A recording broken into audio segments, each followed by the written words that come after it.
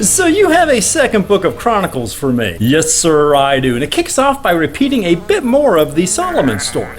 How God came to him in a dream and asked what he wanted, and what he wanted was wisdom. Oh, God, you're not going to repeat that stupid story about the two women and the baby again, are you? I was. Can you not?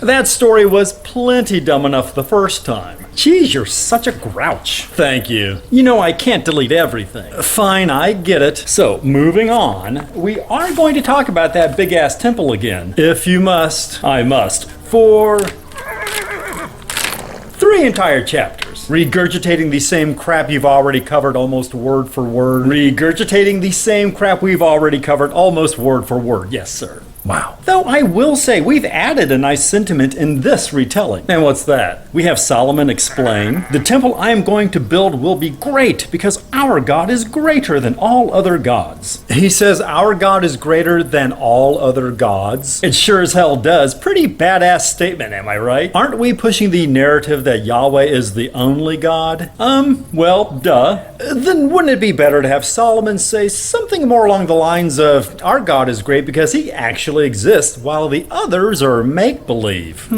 Because worded your way, it sure sounds like Solomon still believes in other gods. Well, he does. I mean, he turns toward his wife's detestable foreign gods, Ashtoreth, Chemosh, and Molech, remember? Oh yeah, how did I forget that the wisest man ever also did the stupidest thing ever? Exactly. Well, don't you see the problem here? Not only have you confirmed Solomon to be the wisest man ever, you've now also established him to be the son of God. And yet despite all that, he believes in other gods. You don't think this works at cross purposes? Well, shit. Whoops. Whoopsie.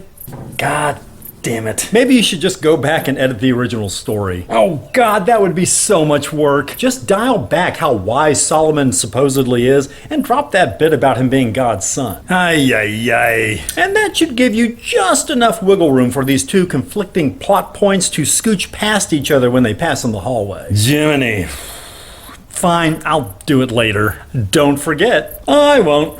So, anyway, the temple gets built, and this time we have God put on this big show of force. At the dedication, flaming the offerings with fire blasted down from heaven. Dadgum, it must seem as if the Starship Enterprise is firing phasers from orbit.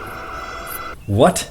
How do the people react to this display of shock and awe? Oh, they are thoroughly intimidated. Groveling face down on the ground, whimpering, "He is good, his love endures forever." I do love worship coerced at the point of a gun. Me too. Whatever a gun is. Whatever a gun is, yes. Continue. Next, the people again sacrifice fantastic quantities of animals. Well, of course they do. Exactly. I mean, we're appeasing the ultimate intelligence in the universe here. What a sophisticated, nuanced being our God is. The style, the elegance, the refinement. Look up those words in the dictionary and whose picture do you see? Yahweh. Nice.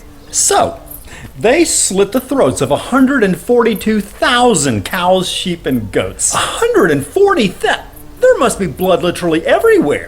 Yeah, you think? What could be a more clear and obvious sign that we're dealing with a higher order of thinking than knowing this scene of utter carnage is precisely what Yahweh wants? Could it be any more holy? Well, sure. How? We could mangle some pigeons. Oh yeah, I forgot about that. You should add that in there. I loved those chapters of Leviticus. The sacred, sublime holiness of ripping the head off a pigeon really spoke to me. To me as well. So you'll do it? Consider it done. Awesome, don't forget. I won't. So anyway, with the temple dedicated, God lets Solomon know that his eyes and heart will always dwell there. Aw, that's nice. Unless, of course, he changes his mind. Pardon me? Well, if the stiff-necked nincompoops that God has inexplicably decided to bless above all others turn away and forsake him, God promises to uproot Israel and he'll just flat out reject the temple. Well, which is it gonna be? I don't know. Isn't God supposed to be omniscient? Of course he is. Then why is he? Look, you know you have to get off my back about this. Sure, let me get off that thing. Great.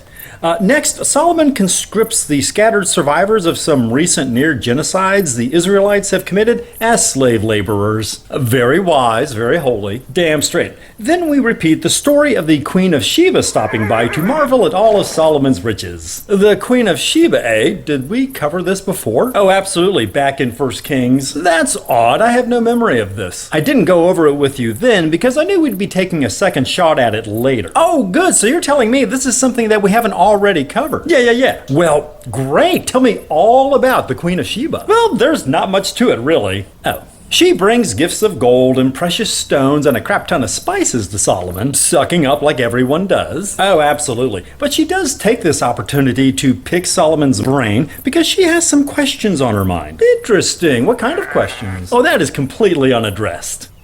But whatever they are, Solomon answers all of them. Nothing was too hard for him to explain to her. These questions the Queen of Sheba asks that you're not going to reveal in any way. Precisely. Isn't it going to be hard for people to understand why the Queen of Sheba story is in here if you're not going to give us any content about it? Actually, it's going to be super easy, barely an inconvenience. Oh, really? Yep. Centuries from now, I'm counting on other people to make up all sorts of stories about the one-time interaction between these two that will surely embellish Solomon's reputation. Oh, hoping other people make up stories so you don't have to is tight. Yeah. What else can you tell me about Solomon? When you add up all the weight of gold he receives each year in tribute, it adds up to 666 talents. Talents? Oh, right, they're that archaic unit of weight currently in use in these ancient barbaric times, aren't they? It's so frickin' weird when you do that. And 666 of them, you say. What an interestingly specific number. Huh. That is kind of weird. Maybe you can promote that number later. Being associated with God's chosen man Solomon, it will surely become synonymous with glad tidings and good omens. That's a neat idea. So whatever you do, don't link it to anything bad, got it? Obviously, I'm not an idiot. Don't forget, I won't.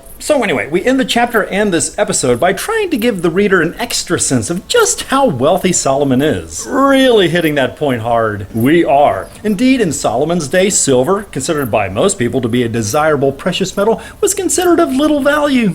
Okay, so what was considered of value? Primates. What? You know, apes, baboons. What the hell are they for? Well, I am so glad you asked. Oh God, no. Never mind, I don't want to know. You're probably making the right call. These aren't for every appetite. Jesus. So yes, Solomon receives regular shipments of these valuable things. Primates, gold, ivory, and silver. Silver? I thought you said... Hey, shut up. So then Solomon dies, and that wraps up this part. What do you think? What, that's it? Solomon just dies? Yes. You're making him out to be the greatest thing since sliced bread, yet there's no big finale for the guy? Be happy that we didn't go into detail about his fatal medical ailments. That's rather cryptic. You remember Larry, right? How can I forget our favorite meth-smoking Bible contributor? That's our boy. He's dreamed up a doozy for next time.